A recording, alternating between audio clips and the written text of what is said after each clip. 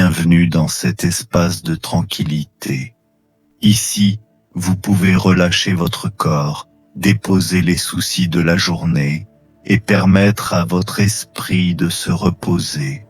Je vais vous raconter une histoire toute simple, toute ordinaire, sans rebondissement, mais suffisamment lente et douce pour vous conduire vers le sommeil. Fermez doucement les yeux, respirez profondément et laissez-vous porter par le rythme paisible de chaque mot. Alors maintenant, commençons notre histoire, souvenir dans le train de nuit. La nuit parisienne reposait comme un immense voile de velours sur la ville. L'horloge de la place Saint-Lazare sonna 12 coups longs et clairs, résonnant dans le vide pour annoncer qu'une nouvelle journée s'était refermée. Les rues autour de la gare gardaient encore la lueur des réverbères, projetant un halo jaune sur les trottoirs déserts où ne s'entendaient plus que quelques pas pressés. Paris, éclatante et grouillante le jour, semblait désormais sombrer dans son propre demi-sommeil. Le train de nuit partit de la gare de l'Est. Chaque coup de sifflet, long et vibrant, tendait l'air comme une corde, donnant l'impression que la ville tout entière tremblait un instant. La rame lourde se mit en mouvement, quittant lentement la clarté de la grande gare pour s'élancer dans l'immensité obscure. Étienne était assis seul dans le 3e wagon, près de la fenêtre. La voiture était presque vide, à peine troublée par la toux discrète d'un homme à l'autre extrémité. Les sièges de bois sombre, imprégnés du temps, grinçaient doucement chaque fois qu'il bougeait. Au plafond, une lampe ronde suspendue diffusait une lumière jaunâtre, dessinant au sol des îlots d'ombre et de clarté. Il resserra son écharpe de laine autour du cou, ajusta son manteau et fixa le regard sur la vitre glacée. Dehors, la ville s'éloignait peu à peu, réduite à une bande de lumière diffuse. Paris se perdait derrière lui, tandis qu'à l'avant s'ouvraient des champs obscurs, parfois irisés d'argent quand la lune effleurait un cours d'eau ou le relief des toits. Les roues d'acier frappaient les rails sans relâche. Toc, toc, toc, toc. Un rythme régulier semblable à un battement de cœur, grave et mélancolique, qui berçait Étienne comme dans un long songe. Il écoutait, laissant chaque pulsation métallique s'infiltrer dans son esprit, réveillant des souvenirs qu'il croyait assoupis depuis longtemps. Dans la voiture flottait une odeur mêlée, le bois ancien, l'humidité des tissus épais, et au loin, une senteur de fer rouillé, de fumée diffuse venue de la locomotive. Étienne inspira profondément. Ces senteurs appartenaient au voyage, et pour lui, elles n'avaient rien de désagréable. Au contraire, elles ouvraient une porte vers un passé lointain, où il s'était trouvé assis dans un wagon semblable, écoutant les récits épars d'inconnus. Il pose sa main contre la vitre glaciale. La paroi vibrait au rythme de la course du train, comme si ses doigts touchaient la pulsation de la route elle-même. Un léger sourire passa sur ses lèvres, mélange de sérénité et de fatigue. Au dehors, la lune se déployait telle une étoffe d'argent. Elle recouvrait les champs déserts, les rangées d'arbres immobiles et les petites maisons éparses.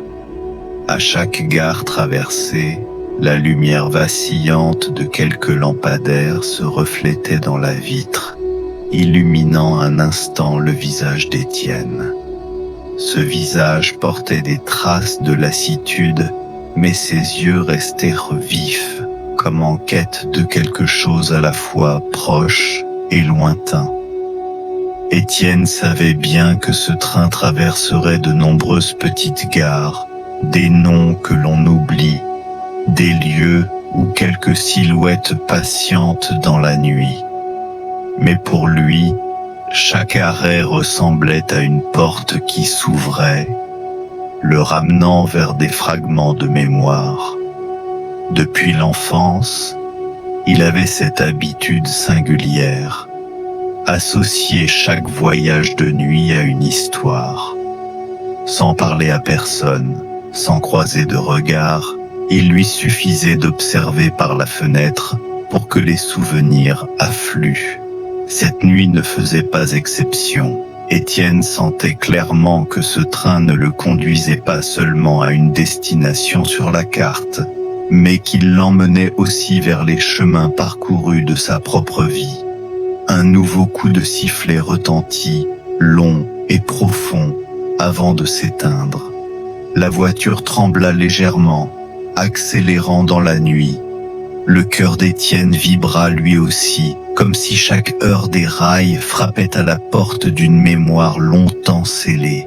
Il soupira, laissant son regard se perdre au dehors. L'obscurité infinie, la lueur tremblante de la lune, Paris disparut derrière lui. Et dans cet instant suspendu, Étienne eut la sensation de se tenir entre deux mondes. D'un côté, le présent silencieux. De l'autre, un passé qui murmurait encore son nom. Ainsi commença le voyage de la mémoire, accompagné du glissement discret du train de nuit. La première gare apparut plus d'une heure après que le train eut quitté Paris. C'était une petite gare, silencieuse, perdue au milieu de la plaine. La lumière jaunâtre de quelques lampadaires se reflétait sur le quai désert, projetant de longues ombres sur les dalles usées. Le train s'y arrêta à peine, le temps pour quelques passagers de descendre à la hâte, puis les portes se refermèrent et les roues d'acier reprirent leur rythme régulier. Étienne resta immobile, les yeux fixés malgré lui sur cette scène. Et soudain, un souvenir s'imposa, comme si ce quai était la clé invisible qui venait d'ouvrir une porte scellée dans sa mémoire. Il revit un vieil ami, Julien. Ils s'étaient rencontrés eux aussi lors d'un voyage de nuit, il y a bien des années, quand ils étaient encore jeunes, et que Paris représentait à leurs yeux le point de départ de tous les rêves. À l'époque, Étienne venait de sortir de l'université, le cœur léger, tandis que Julien nourrissait l'ambition de devenir musicien. Ils s'étaient assis côte à côte par hasard, dans un wagon exigu en direction du sud de la France. Une simple salutation, et bientôt la conversation s'était prolongée toute la nuit. Julien avait un sourire éclatant et une parole pleine de fougue. Il parlait de morceaux qu'il n'avait jamais écrits, de mélodies qui résonnèrent dans sa tête à chaque lever de soleil vu par la fenêtre du train. Étienne l'écoutait, emporté dans un monde de rêves et de liberté. La première petite gare de ce voyage-là fut elle aussi marquée d'un souvenir. Quand le train s'arrêta, Julien entraîna Étienne sur le quai.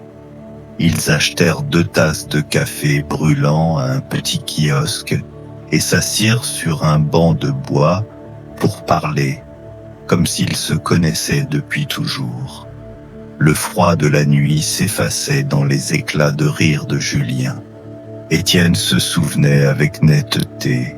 La lumière jaune se posait sur les cheveux de Julien et faisait briller ses yeux. Julien avait dit « Tu as déjà pensé que la vie ressemblait à un train ? Les gens montent, puis descendent. Certains ne partagent qu'un court trajet avec toi, mais ils peuvent laisser une trace pour toujours. » À l'époque, Étienne n'avait fait qu'esquisser un sourire, prenant cela pour une remarque légère. Mais ce soir, dans ce wagon de nuit, il en mesurait toute la vérité. Les années qui suivirent Étienne et Julien restèrent en contact. Ils s'écrivaient des lettres, parfois longues et intimes, parfois réduites à quelques lignes. Julien racontait les bars où il jouait, les mélodies qui l'empêchèrent de dormir. Étienne, de son côté, écrivait ses voyages, ses villes nouvelles et la solitude constante des routes étrangères. Puis, peu à peu, les lettres se firent plus rares. Le vieux numéro de téléphone ne répondait plus. L'adresse électronique de Julien resta vide. Et enfin, il ne resta que le silence. Étienne ignorait où Julien vivait, s'il poursuivait encore son rêve de musique, ou même s'il était encore en vie. Une deuxième gare glissa derrière la vitre, ramenant Étienne au présent. La faible lueur du quai lui rappela leur dernière rencontre. C'était un soir d'hiver. Il s'était assis dans un petit café près de la gare de Lyon. Dehors, la neige tombait doucement, tandis qu'à l'intérieur, la chaleur du poêle embuait les vitres. Julien, assis en face, serrait entre ses mains une tasse brûlante. Sa voix s'était faite grave. « Je vais partir, Étienne. Je veux tenter ma chance ailleurs, peut-être à Berlin, ou plus loin encore. Ici, mes rêves s'étouffent peu à peu. » Étienne n'avait pas su quoi répondre. Il avait seulement observé son ami, lisant dans ses yeux un mélange de désir ardent et d'inquiétude. Comme toujours, il s'était quitté sur une promesse. On se reverra. Mais ce rendez-vous n'avait jamais eu lieu. Le train vibra plus fort en traversant un long pont. La lune se refléta sur la rivière en contrebas, traçant des éclats tremblants. Étienne sentit ses yeux se brouiller. Ce n'était pas le vent qui passait par la fenêtre entr'ouverte, mais le poids trop lourd des souvenirs. Julien, ce compagnon de route d'autrefois, n'existait plus que dans sa mémoire, comme un passager descendu depuis longtemps, laissant Étienne poursuivre seul son voyage. Il se laissa aller contre le dossier et ferma doucement les paupières. Dans le roulement régulier des roues, il crut entendre encore l'éclat de rire de Julien. Mais lorsqu'il rouvrit les yeux, il ne restait que le vide infini derrière la vitre où la nuit engloutissait tous les sons. Étienne murmura, comme s'il s'adressait à lui-même, « Tu es descendu du train, Julien. Mais dans mes souvenirs, tu es toujours là. » Une nouvelle gare surgit, puis disparut aussitôt.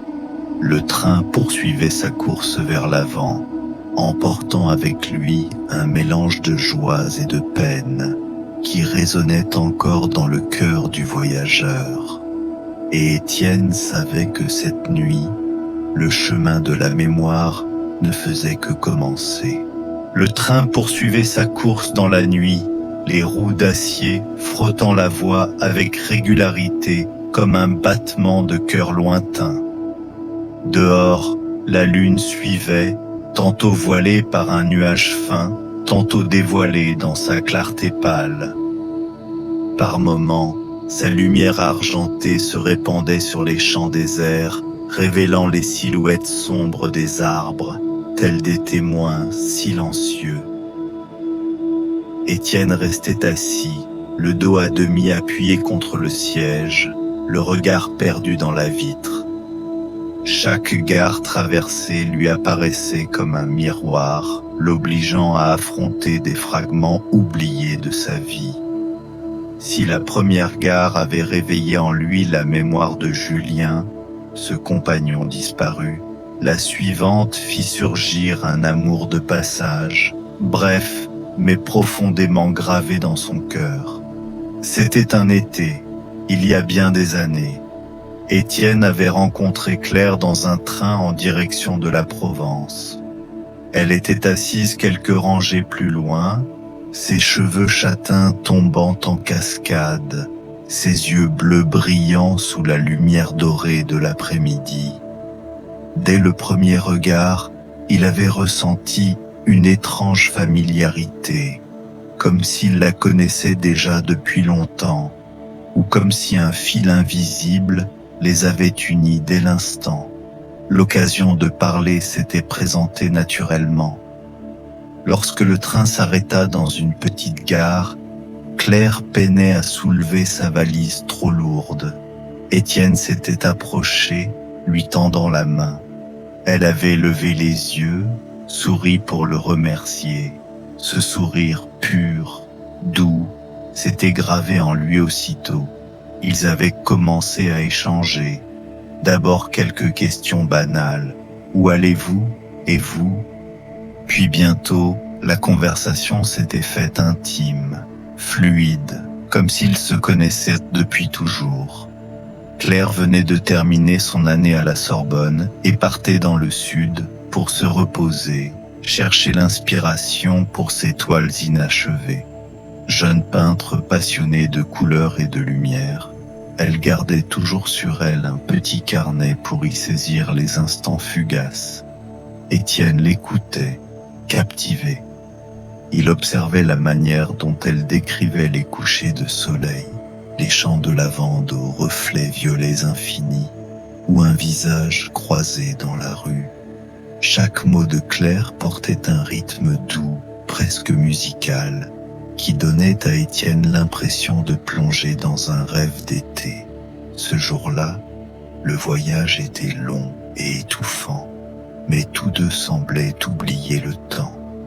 Ils partagèrent une bouteille d'eau, rirent quand le wagon secoua si fort que quelques gouttes se renversèrent au sol. Quand le train s'arrêta dans une gare de campagne, Claire entraîna Étienne dehors, carnet à la main. Ils s'assirent sur les marches usées du bâtiment, parmi des pots de fleurs épars le long du couloir. Claire ouvrit son carnet, esquissa quelques traits rapides, puis montra son dessin. La silhouette d'un voyageur aux yeux un peu égarés, une valise à la main, mais un sourire discret aux lèvres. Étienne se reconnut. Elle avait saisi son visage en quelques minutes, et pourtant, elle en avait capté l'essence. Il rit doucement.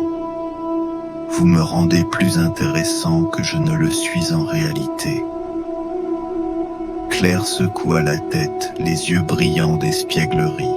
« Pas du tout. Je ne fais que dessiner ce que je vois. Vous portez tant d'histoires derrière vos yeux. Je n'ai attrapé qu'un instant. » Ces mots laissèrent Étienne silencieux. Depuis longtemps, il portait en lui une solitude indicible, un vide difficile à nommer. Et voilà que, en quelques heures, Claire avait su le deviner. La nuit venue, quand le train traversa la campagne sous la lune, ils s'assirent côte à côte, parlant sans fin.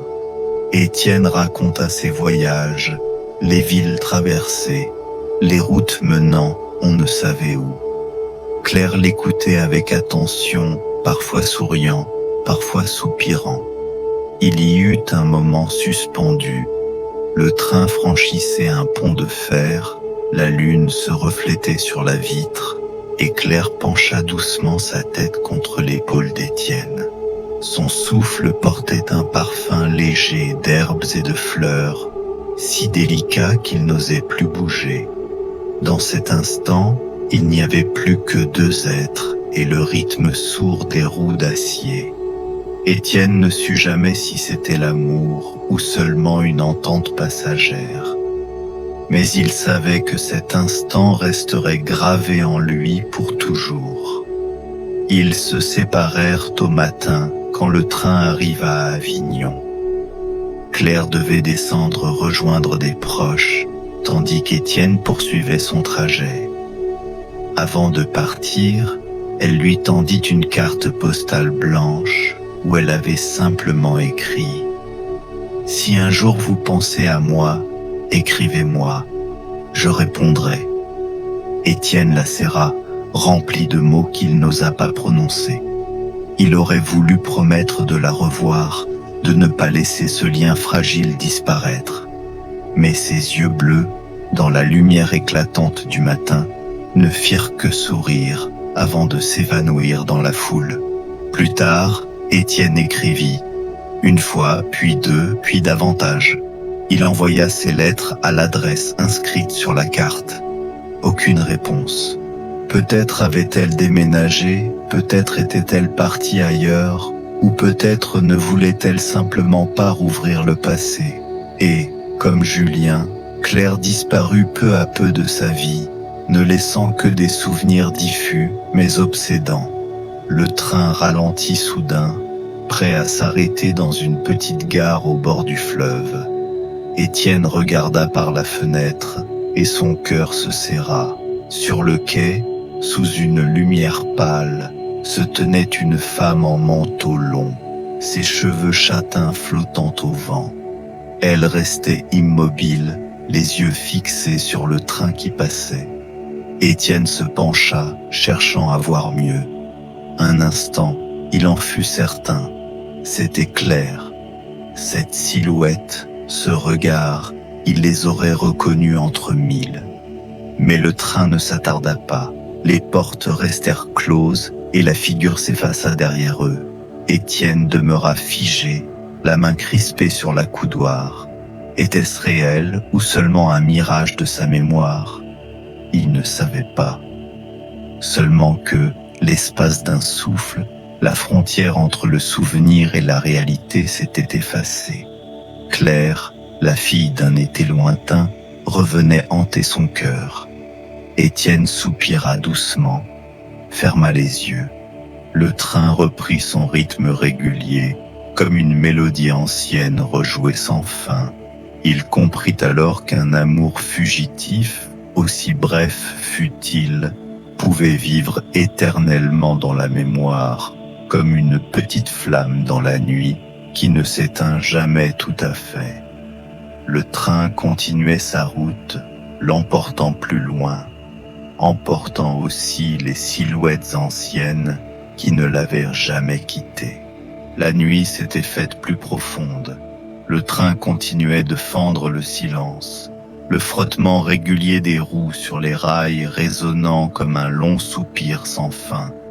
La lune, désormais haute, étendait sa clarté argentée sur les toits épars, les champs déserts et les rivières qui luisaient comme des miroirs.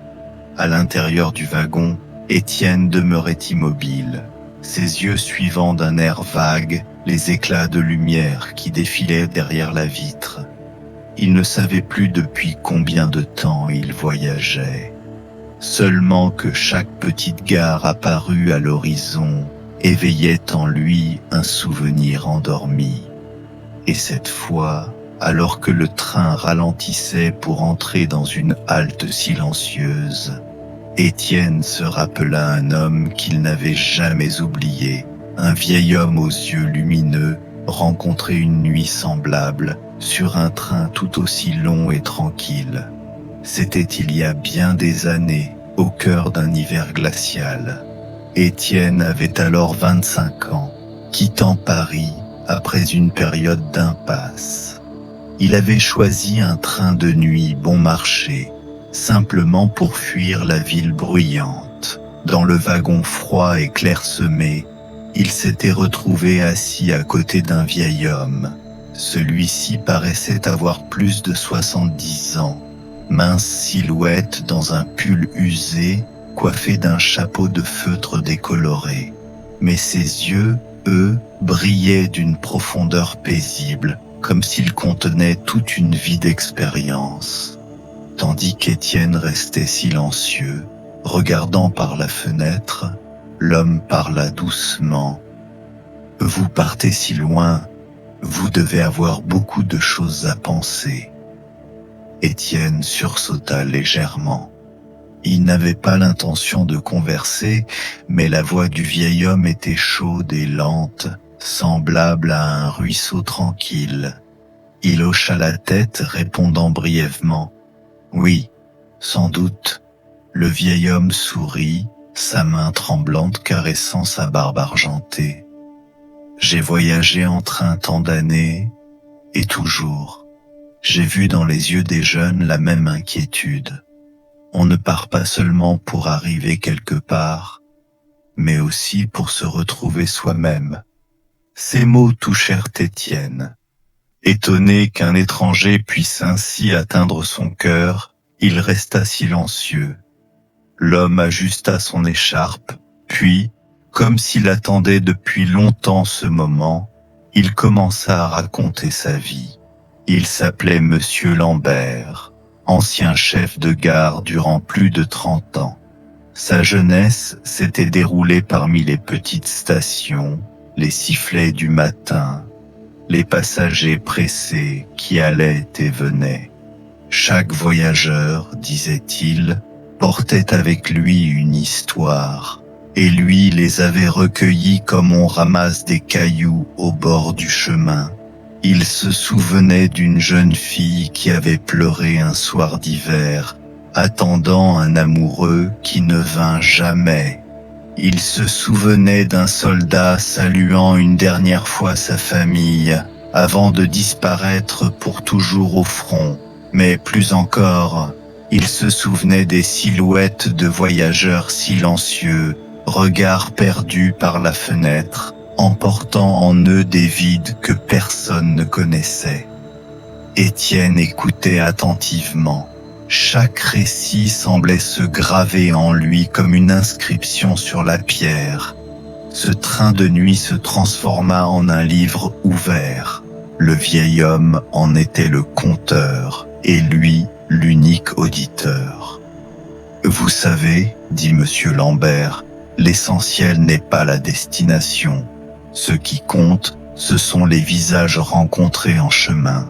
Même un échange fugitif, même quelques mots partagés, peuvent suffire à marquer une vie entière. » Étienne hocha doucement la tête. Il comprenait. On se souvient des êtres humains non pour la splendeur des lieux, mais pour les instants fragiles, parfois minuscules, qui atteignent pourtant le plus profond de nous-mêmes. Quand le train s'arrêta dans une gare glaciale, le vieil homme sortit de sa poche un petit sachet de châtaignes grillées, en offrit une poignée à Étienne. Leur parfum sucré réchauffa l'air glacé. Étienne n'avait jamais connu un geste aussi simple, aussi sincère. « La vie est comme un train, dit Monsieur Lambert. Certains nous accompagnent longtemps, d'autres seulement un court instant. Mais chacun laisse quelque chose, comme ces châtaignes, petites mais suffisantes pour réchauffer une main dans la nuit. » Ces paroles, Étienne ne les oublia jamais. Elles restèrent en lui durant des années, comme une petite lampe l'éclairant dans les moments d'égarement. Revenu au présent, alors que le train s'immobilisait dans une petite gare, Étienne baissa les yeux vers le quai. Là, sous une lumière jaune, il crut voir Monsieur Lambert, assis sur un banc de bois, le regard toujours vif, le sourire bienveillant. Il savait pourtant que le vieil homme avait sans doute quitté ce monde depuis longtemps, mais le souvenir était si vif qu'il lui sembla entendre encore sa voix chaude résonner. Il cligna des yeux. L'image s'évanouit, remplacée par un voyageur solitaire attendant le premier train du matin. Mais le cœur d'Étienne se réchauffa, comme si Lambert demeurait présent, à ses côtés, dans chaque vibration du wagon. Étienne posa sa tête contre la vitre, ferma les yeux. Le rythme du train reprit, régulier, l'entraînant dans un flot de souvenirs qui se mêlaient au présent. Intérieurement, il murmura comme une prière de gratitude. « Merci pour m'avoir appris que la vie n'est pas faite seulement de destinations, mais des êtres qui composent le voyage. » Et le train poursuivit sa route, emportant Étienne toujours plus loin, emportant avec lui les vieilles histoires et l'écho d'une voix usée, mais encore pleine de vie. The night grew deeper. The moon, patient and silent, traveled alongside the train, hanging above the sky like a mute companion. Beyond the windows stretched endless fields drenched in silver. Small houses and solitary lamps by the roadside appeared and vanished like faint sparks scattered across the vast sea of darkness. Etienne sat there, his eyes weary, though his mind refused to rest. With each passing station, memories resurfaced.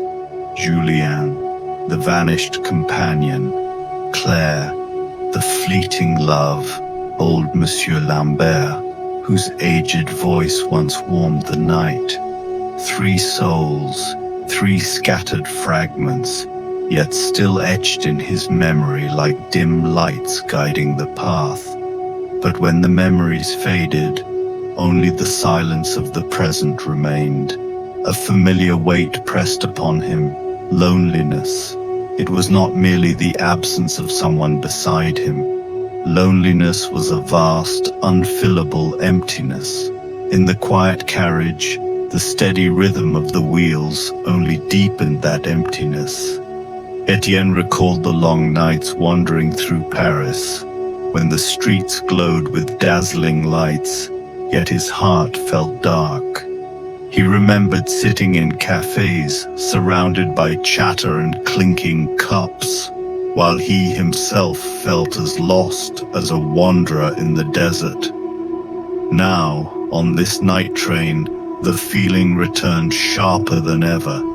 Every window pane reflected him back at himself, a man in his 40s who had never found a place to truly call home. He whispered, as if confessing to the void, "Perhaps my whole life is nothing but a journey without destination." The train slowed, approaching a small station. From afar, a faint glow emerged, an island of light adrift in the Black Sea. Etienne pressed closer to the glass, as he had done since the start of this trip. Each time he longed for something, a surprise, a sign, a trace of the past lingering still. And this time it happened. Through the dim light he saw a figure standing still on the platform. A woman, cloaked in a dark coat, her brown hair merging with the shadows, yet carrying a familiarity that struck him like a blade. The tilt of her head, the stillness of her posture, everything pierced straight into his chest. Etienne nearly sprang to his feet. His breath quickened, his hand gripped the seat, his heart thundered wildly. He could not be mistaken. It was Claire, Claire of that summer long ago, Claire of the green eyes and the fleeting smile, Claire, the one he had once promised to write to, the one he thought he glimpsed at another station. But now, the image was too vivid, too real to dismiss as illusion. The train halted briefly. The doors remained closed, yet Etienne could see her clearly through the pane of glass. She stood silently, her gaze fixed toward the carriage. For a suspended moment, Etienne was certain her eyes were seeking his. He leapt forward, fumbling at the locked door. His trembling fingers searched desperately for a handle. He tapped against the glass, willing her to notice, and she did. Her head lifted, her green eyes caught his. For a heartbeat, time itself seemed to freeze. The whole world condensed into that single gaze. Etienne parted his lips, ready to call her name, but the sound was swallowed by the rumble of the engine. He pressed his palm against the cold pane as though he could reach her through the barrier. Claire smiled, the same smile as years ago, tender, yet tinged with sorrow. She gave a slight nod. Was it a greeting or a farewell? The whistle blew. The train pulled away.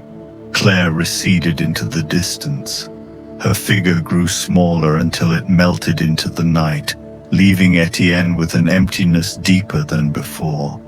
He collapsed into his seat, sweat beading on his brow. 1,000 questions surged within him. Was it truly Claire, or only a cruel trick of memory? If it was her, why did she not board? Why did everything end in nothing more than a glance? The more he pondered, the more he knew there would never be an answer. Etienne closed his eyes, surrendering himself to the lull of the train. And he understood. That fleeting encounter, unfinished as it was, had closed a circle of memory. It was not meant to bring Claire back, but to remind him that those who once touched our lives, though gone, remain vividly alive in our minds.